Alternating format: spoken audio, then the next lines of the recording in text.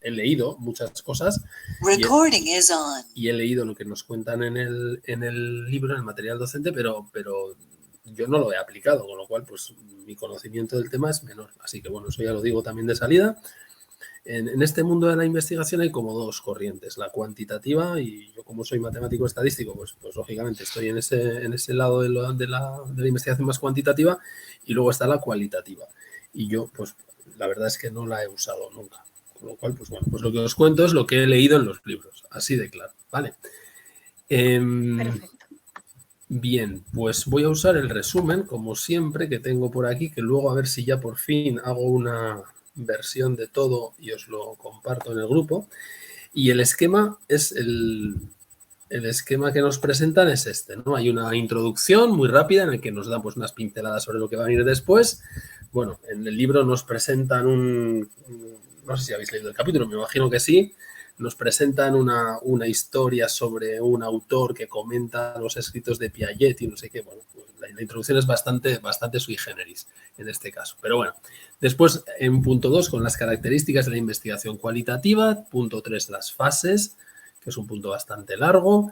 Después el punto de los métodos de la investigación y finalmente o casi finalmente las técnicas. Aquí hay un debate sobre qué es método y qué es técnica, no se ponen muy de acuerdo y de hecho incluso llegan a decir que, bueno, pues que lo que nos presentan aquí es bueno, una posibilidad, pero que otros autores lo clasificarían de otra manera, ¿no? Es decir, que los métodos y las técnicas están muy entremezclados. Y por último, creo que ya es por último, no, ahí termina, ya está, efectivamente, métodos y técnicas y termina el capítulo. Bueno, pues vamos con la introducción a las grandes afirmaciones que aparecen, ¿no? Lo primero que nos dicen es que ahora, cuando hablamos de investigación cualitativa, vamos a hacer una investigación diferente de la que hacemos cuando hacemos investigación cuantitativa. Y nos intentan convencer, ¿no? Nos dan razones, y no digo que no sea el correcto, nos dan razones por las que tenemos que pensar que la investigación cualitativa no es de menor nivel ni de mayor nivel que la cuantitativa, sino que es otra aproximación tan válida como la otra. Eso que lo que nos dicen aquí, ¿no? Entonces nos van diciendo, nos dan algunas pinceladas para que nos vayamos haciendo la idea de qué es lo que nos viene después. Nos dicen, en comparación con la investigación cuantitativa, la cualitativa se apoya en procedimientos distintos para generar conocimiento, pero vamos a generar conocimiento. Y la primera sorpresa es que hasta ahora todo el rato estábamos hablando de variables, dependientes, independientes, extrañas, factores aleatorios. Bueno, pues aquí no hay variables. Es decir, todo eso, o no hay variables tal y como las entendemos en la investigación cuantitativa, ¿no? No vamos a hablar de las cosas que hablábamos antes. Segunda característica, habitualmente los datos en la investigación cualitativa no son números. No son números, no estamos hablando de números ni de variables dicotómicas ni cosas de estas. No, los datos son documentos, los datos son conversaciones, los datos son opiniones que da alguien. Y la tercera cosa muy curiosa es que en lugar de tener unas hipótesis y teorías al comienzo de la investigación, que son las que guían todo el proceso, en la investigación cualitativa las hipótesis y teorías son el resultado del proceso. Es decir, las hipótesis van al final. Es una cosa un poco extraña, ¿no? Pues efectivamente en la investigación cualitativa la hipótesis no es el punto de partida, sino que es el resultado del proceso, de todo ese proceso de interpretación de los datos, que como ya nos dicen aquí tienen estructuras narrativas, discursivas, visuales, no son números. Vale, por tanto, de todo esto, aunque yo no lo he leído explícitamente en el libro, yo creo que se puede deducir claramente que la investigación cualitativa es algo que suele ocurrir antes de embarcarse en una investigación cuantitativa. Es decir, antes de meterte en un proyecto de diseñar un experimento o un cuasi experimento o un estudio ex post facto, cuando todavía no conoces muy bien la realidad de ese fenómeno que tú pretendes estudiar y estás realizando una primera aproximación, parece que tiene mucho más sentido acercarse a él con este enfoque más cualitativo, en el que todavía las cosas no están, digamos, fijadas en hipótesis, teorías, sino que todavía tenemos, bueno, pues una vaga idea de qué es lo que queremos estudiar y nos acercamos con este enfoque para llegar a diseñar o plantear esas preguntas de investigación y esas hipótesis que después podrán llevarnos a aplicar un estudio de naturaleza cuantitativa. Luego, efectivamente, en mi experiencia, siempre que hemos hecho algo de esto o hemos recurrido a alguien para echarnos una mano con algo cualitativo, ha sido en una fase preliminar. Lo cualitativo va antes, habitualmente, y lo cuantitativo va después con un carácter más confirmatorio, no tan exploratorio como el que puede tener esta investigación cualitativa. Vale, esta es la idea general. ¿Vamos bien hasta aquí? Veo que se han incorporado otro par de personas, Cristina y Alejandro, bienvenidos. Bueno, pues continuamos. Uy, que me he confundido de documento. Características. Bueno, esto ya lo sabemos porque, o algunas cosas que aparecen aquí ya nos lo habían dicho en el capítulo introductorio, ¿no? Si recordáis, cuando hablamos en el capítulo, ya no recuerdo si era el 1 o el 2, del enfoque cualitativo y el cuantitativo, nos decían que había que el enfoque cualitativo, el que estamos tratando aquí, estaba basado en el constructivismo y la fenomenología, ¿no? Es decir, la realidad no es una realidad única, es uno de los puntos de partida de este enfoque. La realidad no es única, sino que la realidad se construye. Por tanto, no nos interesa tanto conocer la realidad, artículo determinado, no la única realidad, sino estudiar las diferentes formas de concebir una misma realidad. Vale, esa es una de las premisas que subyace a este enfoque cualitativo. Segundo, el enfoque ideográfico, ¿no? El enfoque nomotético del enfoque cuantitativo, ¿no? La visión nomotética, generalizar.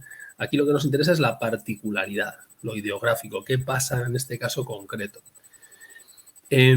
Otra característica importante del enfoque cualitativo, no pretende solo comprender, como lo cuantitativo, sino que además pretende transformar, pretende cambiar la realidad. Después, en la parte final del tema, nos habla de un enfoque o de una metodología que se llama investigación-acción. El nombre es el Action Research, es muy utilizado en ámbitos que son bastante cercanos a las cosas que yo hago, la investigación-acción, y efectivamente la investigación-acción no pretende solamente comprender la realidad, sino que además de comprenderla, pretende transformarla. Por ejemplo, yo estuve durante un cierto tiempo, esto bueno, es un chascarrillo, ¿no? Pero estuve trabajando durante 3 años en el Instituto Vasco de Competitividad, se llama así, que es un instituto dentro de la universidad, y bueno, en este instituto se aplicaba muchísimo este enfoque del Action Research, en la investigación-acción, con la intención de no solamente comprender si la economía, la sociedad vasca es competitiva o no lo es, competitiva en muchos sentidos, no solamente económicos, sino en tratar de transformar la realidad de la mano de los agentes sociales, ¿no? Entonces, bueno, efectivamente, no solo busca comprender, busca transformar. Esto es una cosa característica de lo cuantitativo. Lo cuantitativo es más químicamente puro, ¿no? Bueno, más me acerco, miro y digo, esto es lo que hay. Mientras que este enfoque cualitativo busca implicarse más. Bien, más cosas. Enfoque inductivo. Si recordáis, la metodología cuanti, la que hemos visto hasta ahora, la cuantitativa, tiene un enfoque hipotético-deductivo.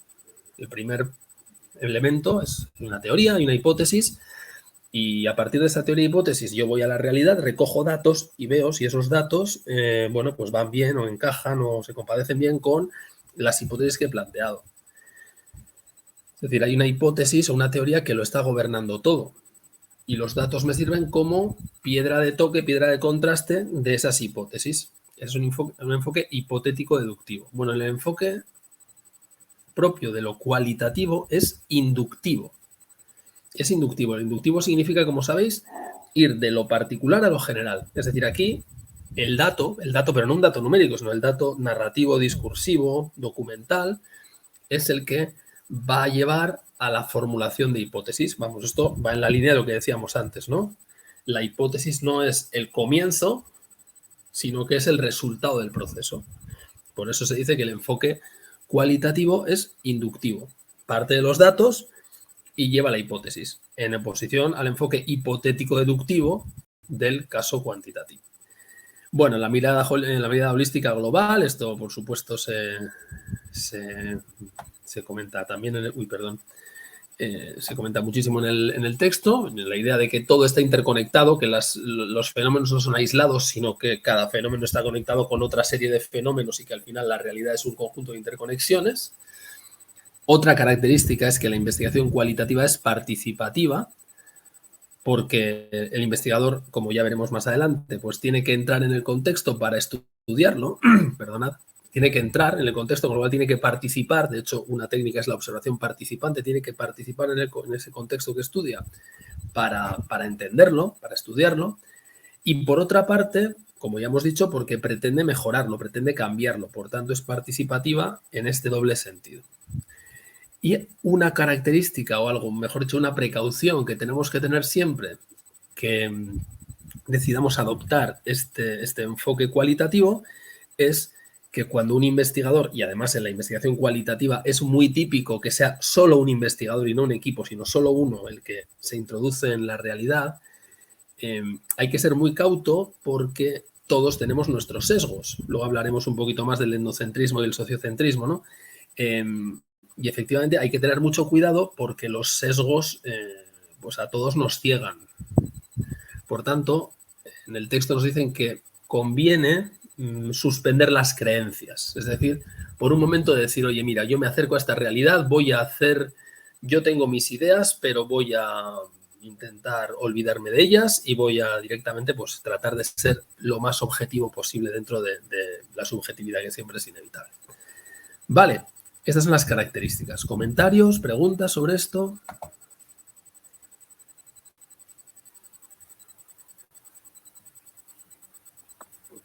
No, yo no tengo ninguna. Todo bien so far, ok. Perfecto. Con Cristina tenemos aquí una conversación en Spanglish. Sí, lo veo. Bien. Yeah, dice, perfecto. Bueno, no hemos ido, la verdad es que no hemos ido metiendo mucha palabreja en inglés, pero este tema se presta muchísimo realmente, ¿eh? Porque claro, aquí la terminología también es muy, muy anglosajona y en análisis de datos no os quiero ni contar. Ya, mis estudiantes de grado se parten de risa cuando yo normalmente en realidad yo doy clase de esto en castellano, en inglés y en euskera, entonces pues me siento, tengo que hacer los tres idiomas. Pero en cualquier caso, cuando les doy en castellano o en euskera, también les presento los términos en inglés, porque es que en realidad la literatura está en inglés. Entonces, cuando alguien le dice desviación estándar, pues yo siempre digo desviación standard deviation, ¿no? Para que le quede el concepto o variance o lo que sea. Yo con vosotros me he cortado, ¿eh? O sea que... Pero vamos, que se podría haber hecho también. Vamos a seguir. Entonces, decía, las fases de la investigación cualitativa. Ya veis que en principio este tema es un tema sencillo, yo no creo que haya muchas dificultades, ¿no? ¿Cuáles son las fases de la investigación cualitativa? Bueno, pues las fases, primero las digo de tirón y luego vamos entrando en los detalles, ¿no? Primero, la reflexión. Perdonad, pero no me habéis dicho que no he compartido la pantalla.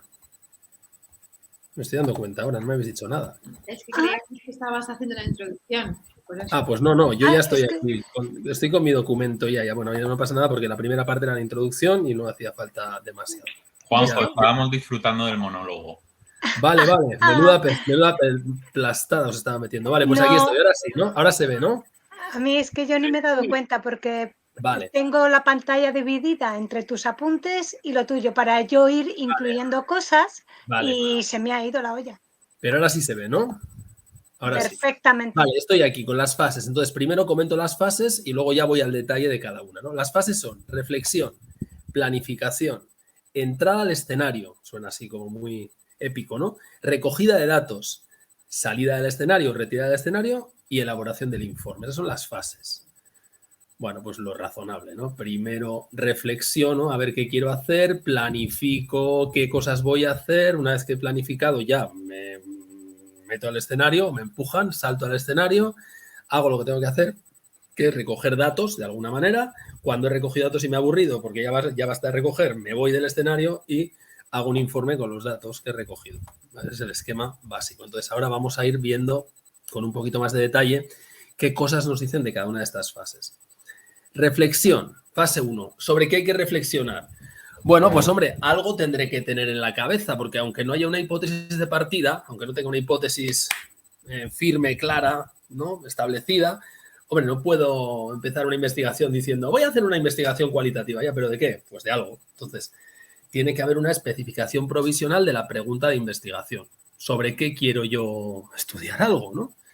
Y es evidente que aunque esta pregunta todavía no esté escrita negro sobre blanco o que no esté, vamos, cincelada en una roca, sino que, bueno, todavía se pueda modificar, esta pregunta de investigación va a influir o va a determinar, no quiero decir determinar porque no es tanto como determinar, pero va a influir en todos los siguientes pasos, lógicamente, ¿no? Porque según lo que yo quiera saber, pues tendré que planificar las cosas de manera diferente, el escenario será uno u otro, tendré que preguntar las cosas de una forma o de otra. Por tanto, esta primera pregunta o esta primera versión, si queréis, de la pregunta de investigación, bueno, pues va a condicionar, vamos a decirlo así, va a condicionar todo lo que viene después, todas las siguientes fases.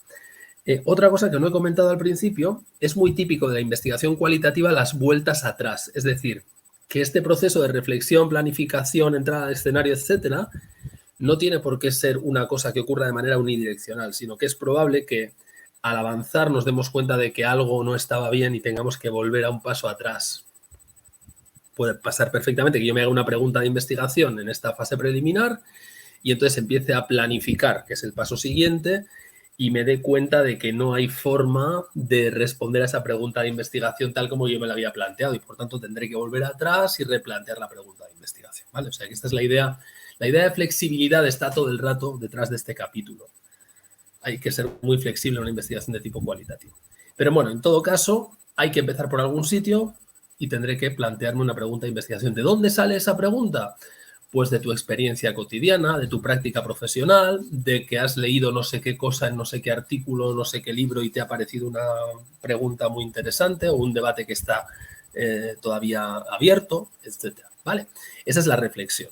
Esto es algo que ocurre, pues, en la intimidad de tu despacho, ¿no? O en una charla con unos colegas o, bueno, no sé, en una reunión más o menos formal o informal con una serie de colaboradores. Pero esto es algo que todavía no tiene lugar en el escenario, sino que es algo, pues, lo que llamamos desk research, o sea, investigación de mesa, de pupitre, de tu mesa de trabajo. Vale. Siguiente paso, la planificación. Bueno, hay que planificar porque no podemos lanzarnos a hacer una investigación cualitativa, aunque sabemos que es flexible y que todo esto pues es muy soft, etcétera. Tenemos que planificar las cosas. Vamos a hacer las cosas siguiendo una metodología porque, recordad, todo esto pretende ser científico, pretendemos obtener conocimiento científico, ¿no? Entonces, vamos a planificar. ¿Qué cosas tenemos que planificar? Pues varias cosas. Tenemos que planificar el sitio en el que vamos a realizar esa investigación.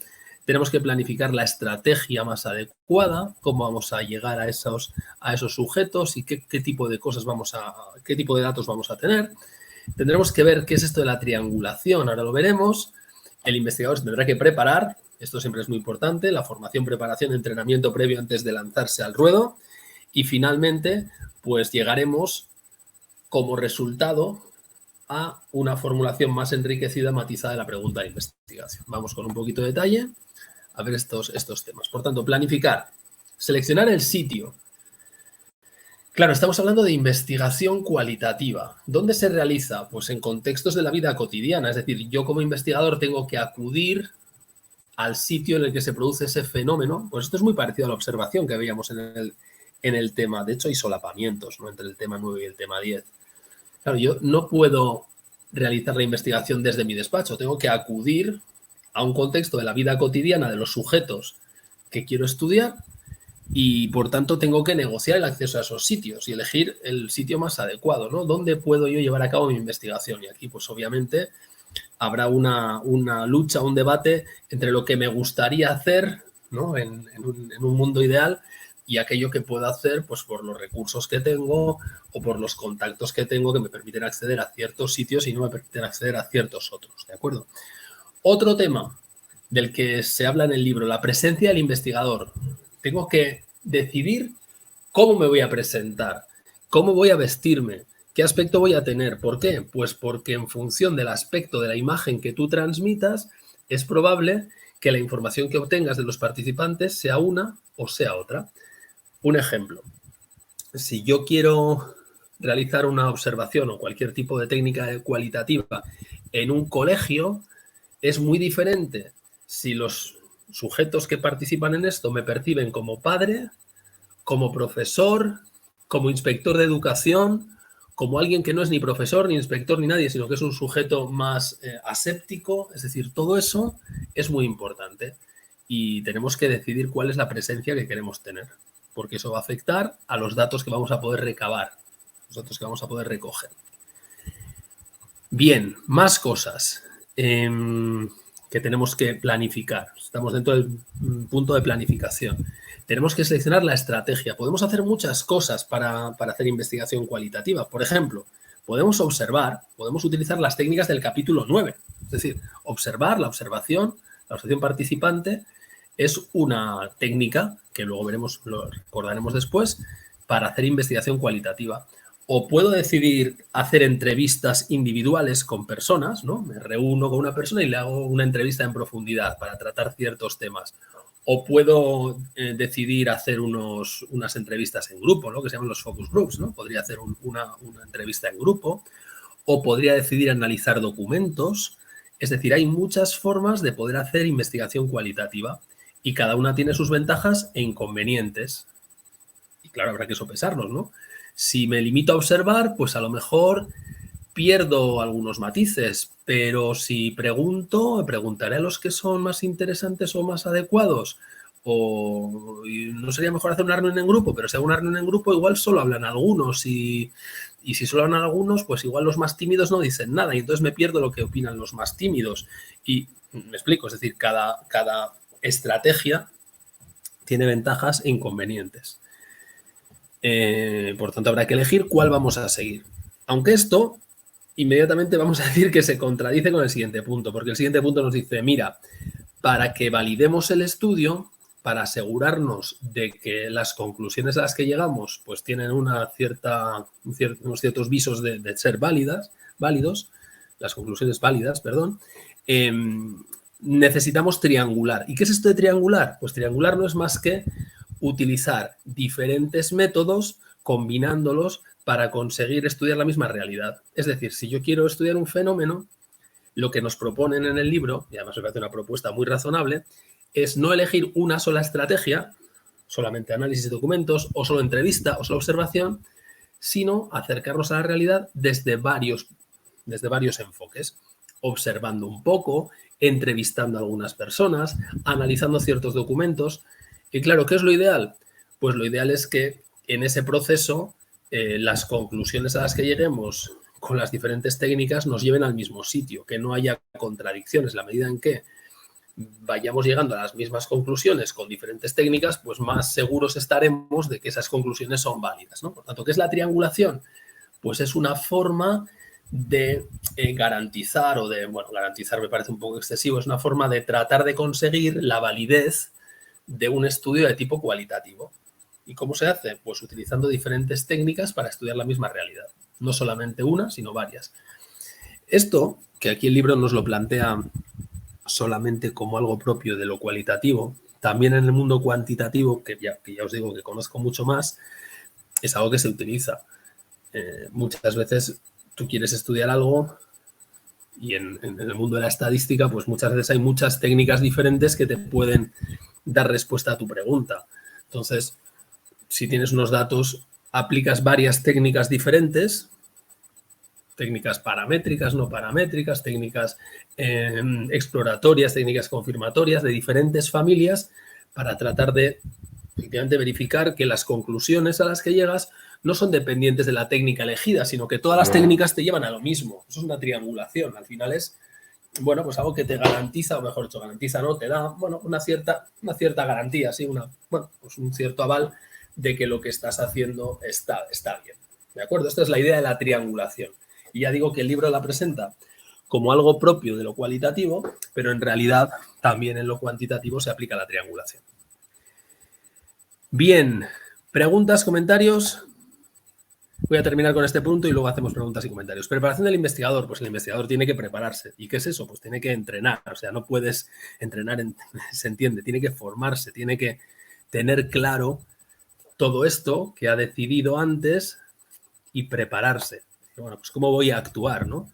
pues voy a actuar de esta forma, voy a utilizar estas técnicas, las voy a combinar de esta manera y tiene que de alguna forma pues preparar su puesta de largo porque el siguiente punto ya va a ser la entrada al escenario. Y como resultado final de todo esto, pues eso, tras un primer acercamiento a la realidad, que es este primer acercamiento, ya puede haber un mayor matiz de esa pregunta de investigación. Recordad que el objetivo final de la investigación cualitativa es llegar a plantear la hipótesis. Suena un poco así, pero es que realmente es eso, ¿no? Entonces, poco a poco, esa versión preliminar que teníamos aquí, ¿no? En el periodo de reflexión, ¿no? Esa versión preliminar de la pregunta de investigación o de la hipótesis que nos estamos planteando, se va poco a poco madurando, se va poco a poco fijando y ya después de esta planificación puede ser un momento para poco a poco ir matizando, ¿no? Aunque lógicamente esa matización todavía tiene que hacerse mucho mayor cuando empecemos a recoger los datos y eso es lo que viene a continuación. Comentarios, preguntas. ¿Qué me decís?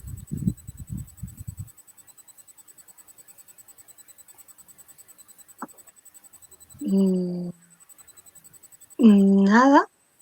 Es que lo veo como todo como bastante más sencillo. Fíjate. Esto, sí, es muy descriptivo, no tiene Sí, nada. muy descriptivo. Estaba yo planteándome el piloto, si aquí en una cualitativa un piloto no sería un poco... Claro, es que no tiene tanto sentido aquí hacer un piloto, porque en realidad, aquí nos lo dicen también, ¿no? El diseño es un diseño emergente. Tú no vas con la versión definitiva de tu investigación. Sino que es cambiante. Claro, es cambiante. Tú vas allí, te acercas y empiezas, ahora vamos a hablar de la entrada al escenario, ¿no? Empiezas a hablar con unos, con otros, a analizar ciertos documentos, a mirar, a observar. ¿Y qué ocurre? Pues que eso te va haciendo ver que quizás tu pregunta no era la más adecuada y que la tienes que matizar. Es decir, poco a poco vamos a ir matizando la pregunta y esa matización de la pregunta va a hacer que cambiemos también nuestras estrategias de recogida de datos, con lo cual no estamos como en el caso cuantitativo en el que, claro, una vez que yo he dicho el experimento va a ser así o mi estudio ex post facto va a ser de esta forma. Claro, recojo los datos y ya está. Y ya tiene que ser así toda la recogida de datos. Aquí no, aquí la recogida de datos, de la cual vamos a hablar enseguida, no es una práctica, no es una actividad que tenga que ser todo el rato de la misma forma, sino que la podemos ir adaptando. Con lo cual, ¿tiene sentido hacer un piloto en la investigación cualitativa? Pues realmente no, porque es que cuando te acercas por primera vez ya estás haciendo todo, estás haciendo el piloto, estás haciendo el definitivo y estás haciendo todo a la vez, porque como lo vas a ir cambiando. Sí, por este tema, ¿no? Claro. De poder ir dándole, matizándolo, claro, ir cambiando. Sí, pero no sé, me venía como la idea de un acercamiento, ¿no? Por ejemplo, quiero hacer con mujeres de no sé qué, no sé cuántos, ¿no? Lo que sea. Estudios con las mujeres, pues de repente digo, bueno, pues con las que tengo a mi alrededor hago un primer sondeo. ¿Entiendes? Sí. Por ahí decía. Sí. De eso vamos a hablar ahora. Fíjate, el punto 1, en la entrada del escenario, el punto único es el muestreo. Es decir, también se habla de muestreo en la técnica cualitativa, en el enfoque cualitativo, ¿no? Al final yo tengo que decidir de todos aquellos posibles sujetos del mundo o documentos que hay en el mundo o, ¿no?, de todo aquello que podría yo estudiar para tratar de avanzar en la hipótesis que estoy planteando. No puedo leerlo todo, no puedo hablar con todo el mundo, tendré que elegir de todo ese conjunto, pues un subconjunto que es el que finalmente voy a estudiar, y eso se llama muestreo, ¿vale? Por tanto, aquí aparece la palabra muestreo, ¿no? Y parece que muestreo lo tenemos muy vinculado a elegir un conjunto de personas de una población. Bueno, pues no, muestrear es elegir un subconjunto de un conjunto. Por tanto, la idea de muestreo aquí es qué es lo que definitivamente voy a estudiar de todo aquello que podría estudiar. Y como nos dice aquí, no suele realizarse a priori, o sea, no hay una selección aleatoria ni no aleatoria previa, sino que una vez estás en el contexto de investigación, una vez que estás ahí, dices, mira, al final he conseguido estudiar este fenómeno en esta institución concreta, en este colegio, en este hospital, en este lo que sea, ¿no? Bueno, pues una vez allí vamos eligiendo a quiénes entrevistamos en grupo, qué documentos vamos a leer. es lo que llaman un muestreo de tipo teórico. No hay un muestreo probabilístico representativo. No se busca representatividad mediante un muestreo aleatorio ni mediante un muestreo probabilístico. Se busca representatividad, se busca que los sujetos y aquello que nosotros leamos, los documentos o lo que sea, sean representativos porque son relevantes, son casos que, bueno, pues son casos representativos, es decir, que representan bien ese fenómeno que queremos estudiar y al mismo tiempo no son solamente representativos porque son comunes, sino que al mismo tiempo pues son variados y recogen diferentes perspectivas de ese fenómeno, ¿vale? Es decir, hay un muestreo de un tipo totalmente teórico y además no a priori, sino que es un muestreo que se realiza in situ, en el momento. Ahí mismo vas diciendo, pues mira, voy a entrevistar a esta persona que parece que puede tener información relevante. Y seguramente esa persona pues te podrá indicar que otros pueden tener más información relevante y de esa forma vas avanzando poco a poco, ¿vale? Así que ideas importantes. El muestreo no es a priori, se realiza en el contexto de investigación.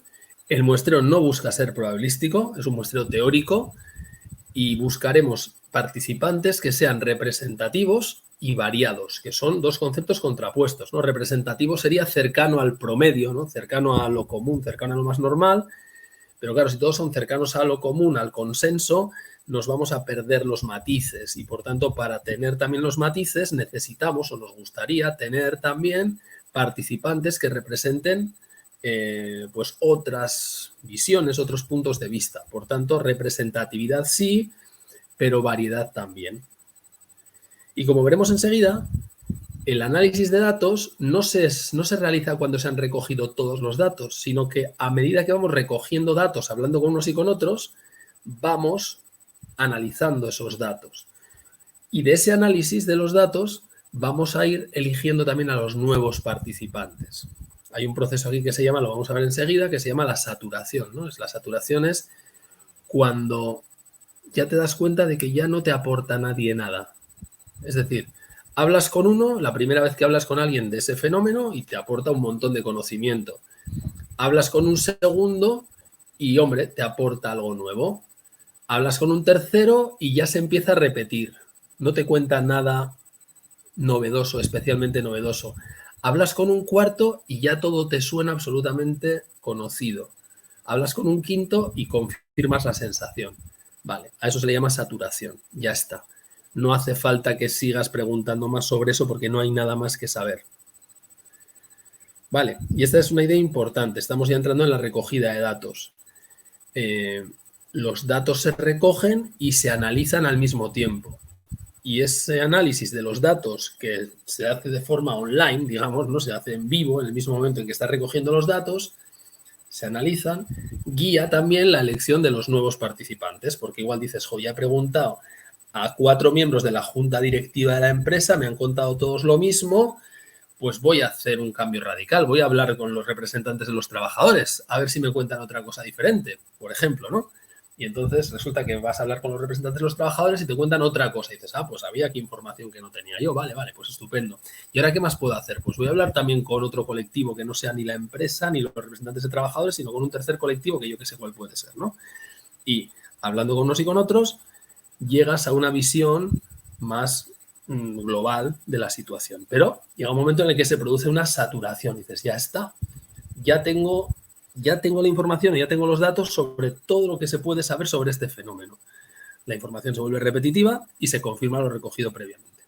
Vale, por tanto, respecto a la recogida de datos, importante, en la investigación cualitativa, el análisis y la recogida son simultáneos. Esto no pasa en lo cuantitativo. En lo cuantitativo primero recoges todos los datos y una vez que tienes todos los datos recogidos y solo entonces los analizas. Calcular las medias, distribuciones de frecuencias, varianzas, regresiones, lo que tú quieras, pero no puedes hacer nada hasta que tienes todos los datos recogidos, en principio. Bueno, se pueden ir haciendo cosas, pero lo normal es esperar a tener todo recogido. Aquí no. En este enfoque cualitativo es recojo un dato y ya lo tengo que analizar, tengo que incorporarlo al conocimiento que tengo y eso va guiando todo el proceso. Va guiando el proceso de decir, bueno, pues entonces voy a preguntar a este otro y ahora a este otro. Es decir, la recogida y el análisis y el muestreo están interrelacionados entre sí. No son 3 fases diferentes como en lo cuanti. En lo cuanti es muestreo por un lado, recogida de datos por otro, análisis por otro. Y además en esa secuencia, muestreo, recogida, análisis. Aquí no, aquí el muestreo, la recogida, el análisis está todo mezclado. ¿Se ve la diferencia? Sí.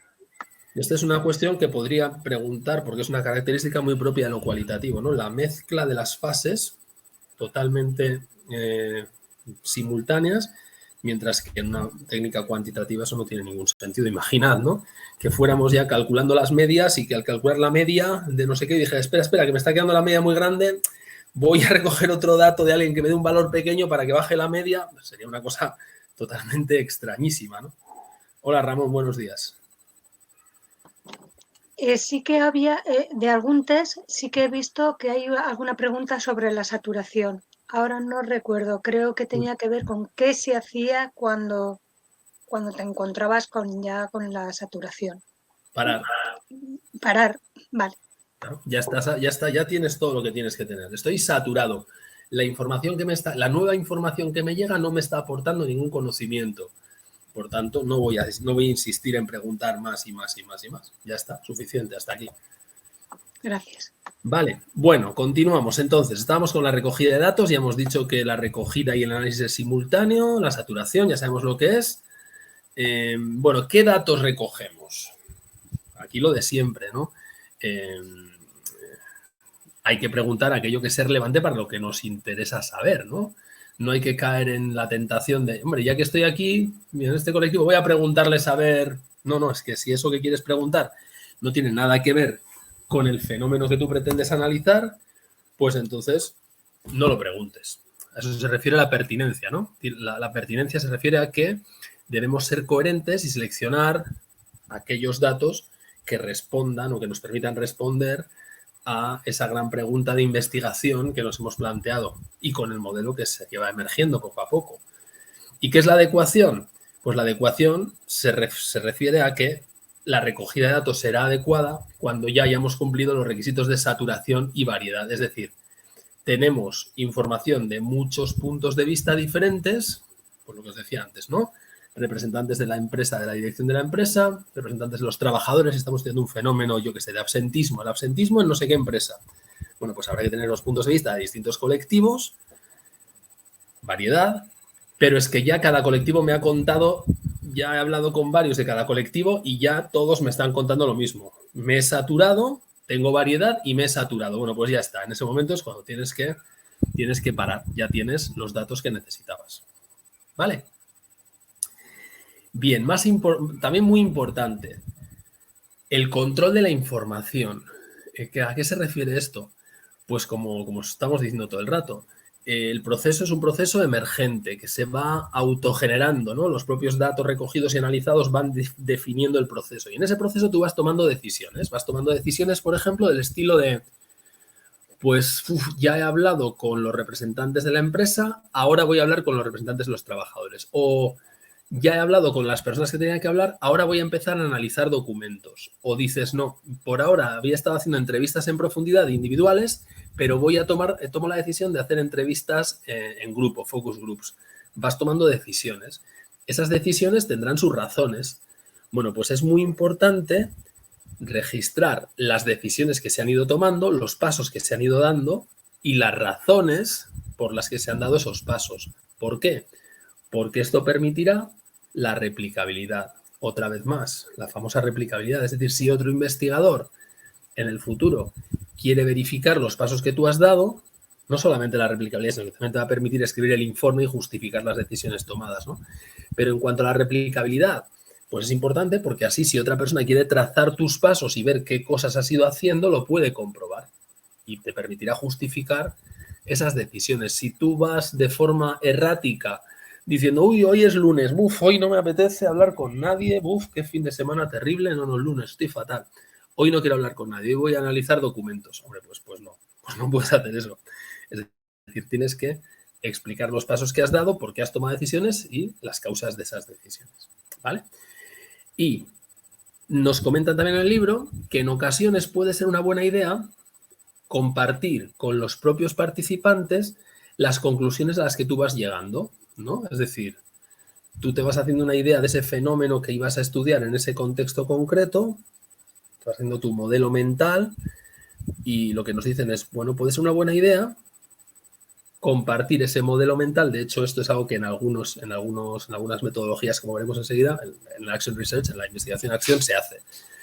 Compartamos ese modelo mental que vamos creando, ese modelo emergente que va surgiendo, compartámoslo con los participantes para que de alguna forma lo validen, ¿no? Y vean si estamos más o menos en sintonía con ellos y, bueno, si esto encaja con la visión que ellos tienen de esa realidad, o si no nos estamos enterando de nada y estamos muy perdidos y nos conviene hablar con... Es decir, nos puede guiar este hecho de compartir con los participantes en la investigación el modelo emergente que está en nuestra cabeza, nuestro modelo teórico, nos puede guiar, nos puede ayudar a mejorar la calidad de esa investigación, ¿vale? En ocasiones pues no es posible, pero si es posible pues es una buena idea. Bien, llega el momento en el que hay que irse. Hay que saber retirarse también, es importante. ¿Cuándo hay que retirarse? Pues cuando se ha dado la saturación, cuando ya no estás aprendiendo nada nuevo y cuando te has convertido en nativo, es decir, cuando ya te has vuelto uno más del grupo y ya no estás aprendiendo nada. Entonces, en ese momento dejas de ser objetivo, eres demasiado subjetivo, la suspensión de creencias de la que hablamos al principio, pues es muy difícil, hay que largarse de ahí, hay que salir. Ya está. Llega un momento en el que ya has aprendido lo que tenías que aprender y ya no estás investigando, sino que te has convertido en un nativo. Y eso pues no es bueno. No es bueno como investigador. Es momento de abandonar y dar el siguiente paso, que es la elaboración del informe. Entonces, nos dicen, la elaboración del informe, bueno, pues los informes de la investigación cualitativa no son tan, no sé si precisos, no están basados en números, ¿no? Como los cuantitativos, no tendremos gráficos maravillosos de pastel y barras y rectas de regresión y cosas de esas, no serán de ese tipo, pero no tienen por qué no ser rigurosos, ¿vale? Tenemos que dar argumentos sistemáticos y convincentes que apoyen pues nuestro punto de vista, el caso del investigador, ¿no? Yo creo, como investigador, entiendo que el modelo emergente que ha surgido es este y, por tanto, pues voy a dar argumentos que me lleven a apoyar ese modelo emergente y voy a dar argumentos que rechacen explicaciones alternativas. Es decir, esto no, el hecho de que no sea cuantitativo no quiere decir que no se pueda argumentar de manera sistemática. Por tanto, ¿qué tiene que hacer el informe? ¿Qué tiene que hacer el investigador en el informe? Pues dar los argumentos que considere que son los más relevantes, convincentes, pertinentes para apoyar esa hipótesis que va a plantear. Recordad que el objetivo final de la investigación cualitativa es formular una hipótesis. Bueno, pues, ¿qué apoya esa hipótesis que voy a formular? ¿Qué elementos apoyan? ¿Qué hechos? ¿Qué documentos? ¿Qué intervenciones? ¿Qué manifestaciones de los participantes apoyan esta hipótesis? Y tengo que intentar refutar las explicaciones alternativas, ¿no? Otras hipótesis que pudieran explicar ese fenómeno que se está investigando.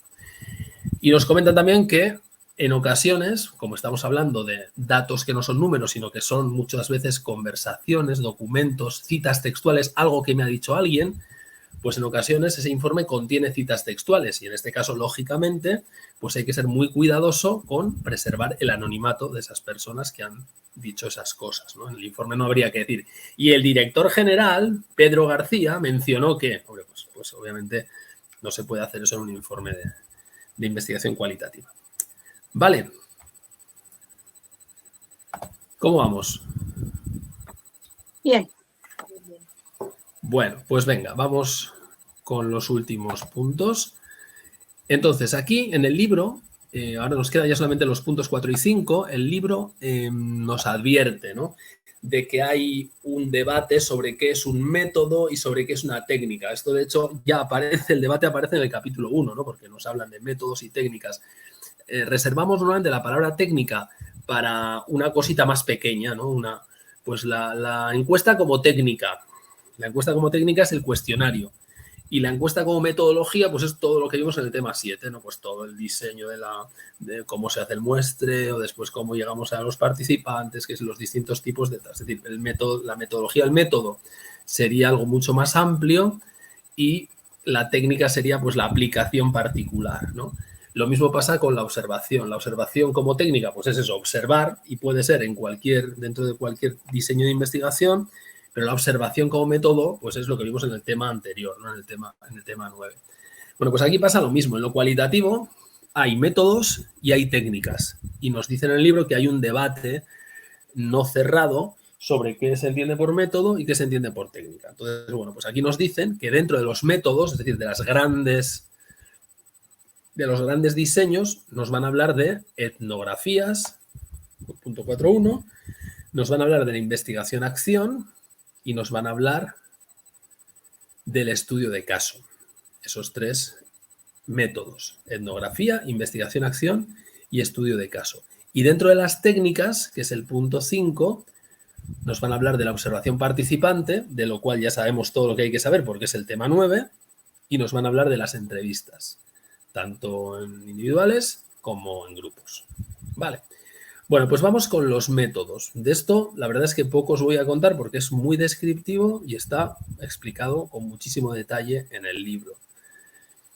Etnografía. ¿Qué se entiende por etnografía? Nos dicen, bueno, la etnografía en principio es algo relacionado con la antropología, ¿no? La antropología y la psicología, pues al principio no tendrían por qué estar relacionadas y hay todo un par de páginas en el libro justificándonos por qué históricamente la psicología y la antropología están relacionadas entre sí. Bueno, pues le echáis un vistazo. Yo de ahí no veo que puedan sacar muchas preguntas en el examen, sinceramente. Entonces nos dicen, ¿qué es la etnografía? En su origen, es el estudio de las etnias, ¿no? Es, digamos, etimológicamente el significado de etnografía, el estudio de las etnias. ¿Qué es en la práctica? Pues es una experiencia de vida cuya finalidad es interpretar lo que sucede en un contexto cultural. Es decir, el investigador se sumerge en un contexto cultural determinado, que no tiene por qué ser un contexto cultural ajeno a él, o sí, puede serlo o puede no serlo, y se sumerge ahí como uno más con la intención de interpretar las cosas que ocurren ahí. Esa es una etnografía, esa es la idea de etnografía. ¿Se puede compartir? No lo sé, se me ocurre. Lo que hacían todos los antiguos exploradores. Eso sería la etnografía pura, digamos, ¿no? Es el origen de la etnografía. Un explorador que se va a una tribu de no sé dónde y se pone a vivir con los señores y señoras que están allí. Eso sería una etnografía. ¿Qué podría ser ahora? Pues alguien, un periodista que decide, por ejemplo, se me ocurre un periodista que decide sumergirse en un colectivo de, yo qué sé, pues de, no sé, es que no se me ocurre, de cualquier cosa, vamos, para estudiar lo que ocurre en ese contexto cultural. Pues voy a compartir mis próximos 6 meses de vida con un colectivo de personas de etnia gitana, por ejemplo, y me meto en ese colectivo y a ver qué pasa. Una experiencia de vida con la finalidad de interpretar lo que sucede ahí, pero no desde fuera, sino desde dentro. Me meto y lo veo desde dentro. El de Bailando con Lobos, aunque no sea vale. Con los indios. Sí, eso es. Aunque no sea científico. Eso es una etnografía. Entonces, ¿qué va a ocurrir? Bueno, pues el objetivo es volver explícito, es decir, convertir en explícito lo que normalmente es un conocimiento tácito en ese grupo social y cultural. Lógicamente, en un grupo social y cultural hay muchos comportamientos tácitos, no explícitos, no manifiestos, sino que son cosas que se dan por sentadas y que a una persona que lo ve desde fuera, pues seguramente no lo entiende, pero cuando el etnógrafo, la persona que practica esta etnografía, comparte esa experiencia, pues puede ser que consiga convertir esos conocimientos tácitos en explícitos, en hacerlos manifiestos, ¿no? ¿Cómo lo hace? Pues trata de ponerse en el lugar de los miembros y aquí nos mencionan un par de cosas que tenemos que tener en cuenta, ¿no? Hay que cuidarse del etnocentrismo y del sociocentrismo. ¿Qué es el etnocentrismo? Bueno, pues tengo la definición aquí abajo porque para no equivocarme. El etnocentrismo significa utilizar la perspectiva de la propia cultura como medida de análisis de los individuos de otras culturas. Eso es el etnocentrismo. Utilizar la perspectiva de la propia cultura como medida de análisis de los individuos de otras culturas. Mira, me viene a la memoria un ejemplo que el otro día me decía un conocido que había oído a unos señores que tenían pinta de estadounidenses que estaban cerquita del Museo Guggenheim en Bilbao. Y estaban hablando entre ellos, los estadounidenses estos, y le dice uno a otro, una especialidad, casi un codazo, y le dice uno a otro, ve un McDonald's que hay por allí, le dice, hombre, por fin comida normal. Claro, ciertamente, ¿no? Eso es un ejemplo de etnocentrismo. Para estos señores americanos, o estadounidenses, perdón, que estaban allí, pues quizás comer hamburguesa es una comida normal, pero desde el punto de vista de una persona que vive aquí, que vive en Bilbao, que vive en País Vasco, pues, hombre, ciertamente la riqueza gastronómica de la zona supera con bastante... Con creces. Las hamburguesas, ¿no? Que a mí me encantan, ¿eh? Dicho sea de paso, yo soy fan del McDonald's también. Pero, hombre, ciertamente tenían a su disposición una oferta gastronómica en Bilbao, vamos, que le da 1000 vueltas a una hamburguesa del McDonald's, ¿no? Entonces, bueno, pues es un caso clarísimo de etnocentrismo, es decir, están aplicando, vamos a ver la definición, ¿no?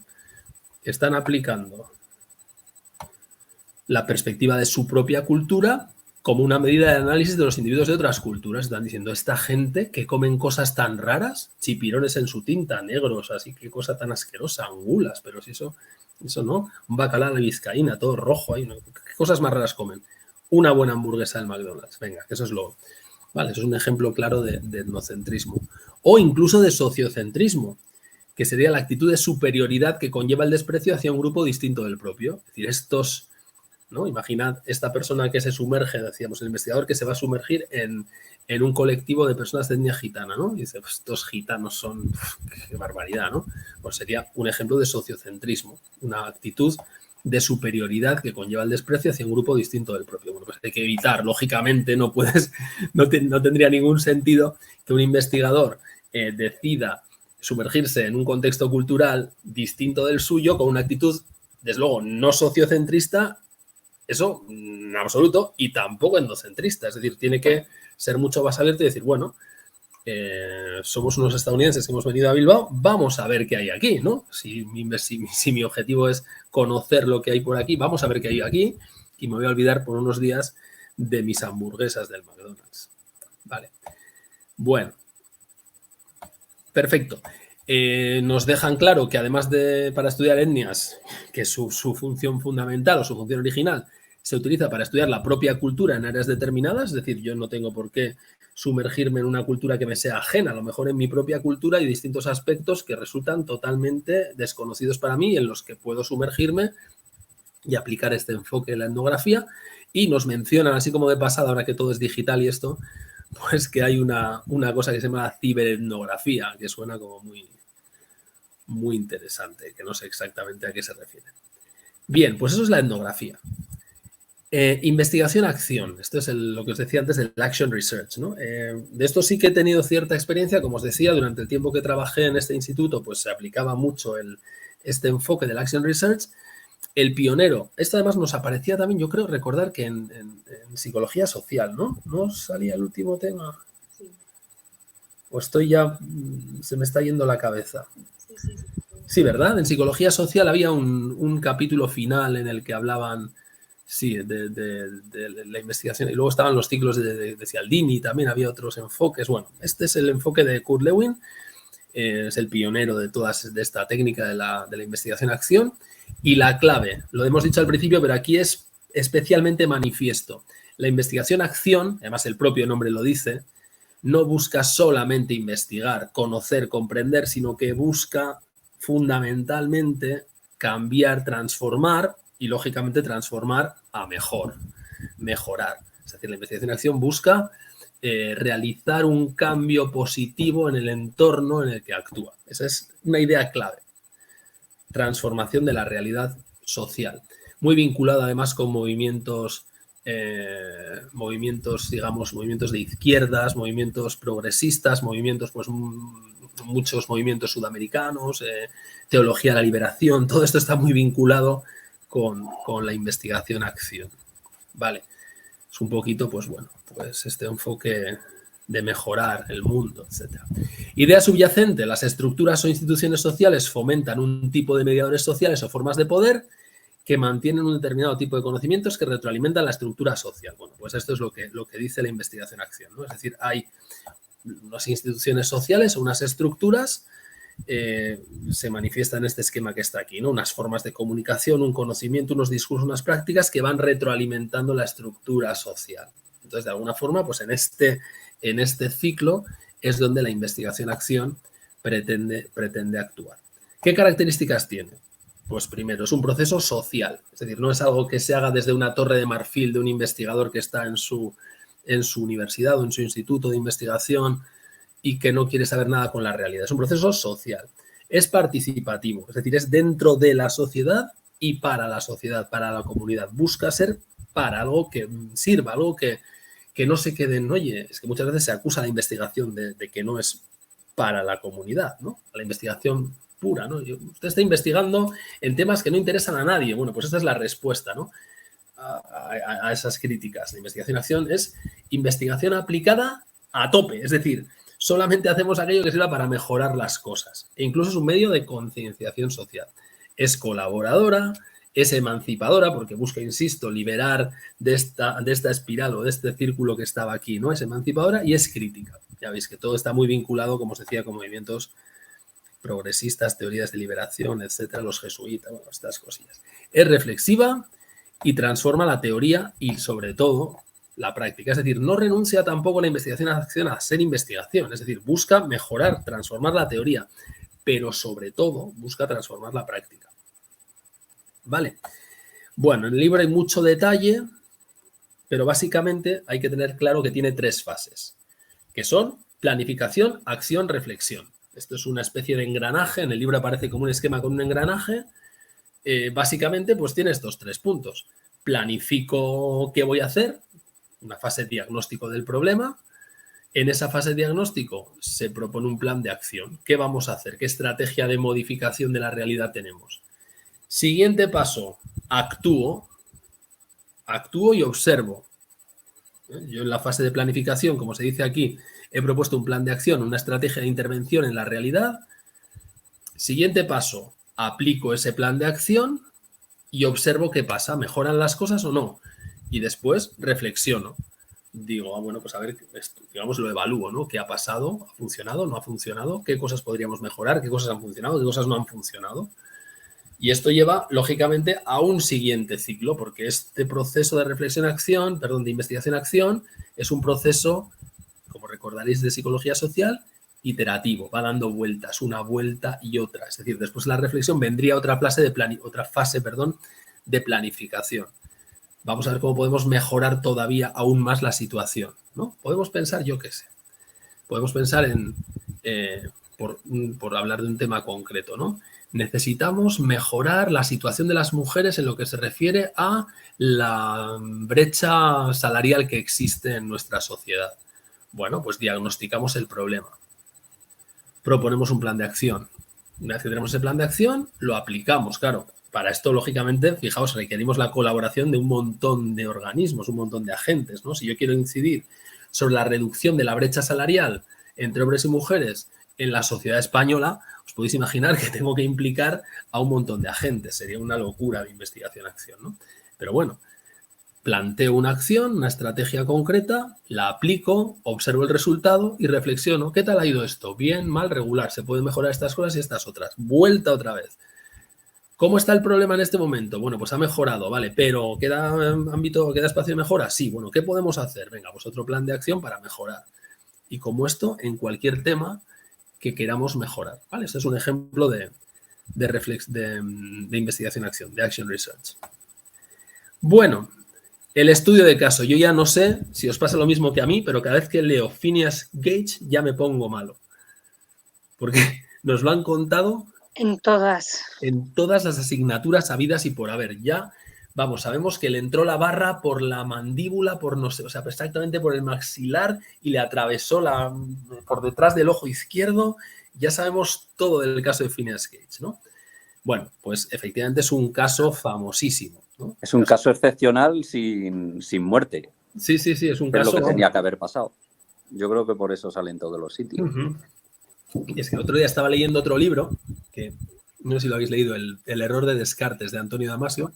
Le tengo, sí. Vale, pues en ese libro llegas al capítulo 2 y te planta otra vez el caso de Phineas Gage y todavía con más detalle que el que habíamos visto en otras asignaturas. Digo, no puede ser otra vez más con la foto de Phineas Gage, o sea, vamos, todo el caso. Bueno, pues eso es un caso, un estudio de caso, claramente. ¿Qué os voy a contar? Pues que eso es un estudio de caso. Es un caso particular y bueno, sí, lo que el libro nos dice es que hay que distinguirlo porque se podría confundir, ¿no? Hombre, pues al final, si es un estudio de caso, esto se parece mucho a los estudios de caso único que veíamos en el capítulo, no sé si era el 5 o el 6. ¿Os acordáis, verdad? Aquellos diseños experimentales de caso único que teníamos la línea base, que si A, B, B, A. Sí, A, B, A, sí. Todo aquello. Aquellos eran diseños experimentales de caso único, que eran con un individuo o con un grupito pequeño de individuos. ¿En qué se diferencia aquello de esto? Hombre, pues es claro. Allí, en el caso del diseño experimental de caso único, es experimental. La clave está ahí. Es decir, en aquellos casos yo tenía una situación de línea base, lo que llamábamos la A, y llegaba un momento en que decía, ahora te toca B. Es decir, había un tratamiento, había una modificación. El investigador modificaba el valor de una variable independiente, manipulaba algo, administraba un tratamiento al sujeto. Y aquí no pasa nada de eso. En el caso de Phineas Cage, no deciden, espera, que le voy a meter una barra por la mandíbula, a ver si... No. Ocurre un caso y lo estudiamos. No hay ningún deseo de manipulación de una variable independiente, sino hay un deseo de estudiar desde fuera, sin intervención, sin manipulación de ninguna variable independiente, lo que ha ocurrido en una situación concreta. Y además con un enfoque, como dice aquí, holístico, es decir, buscas conocer esa realidad de una forma global, comprensiva.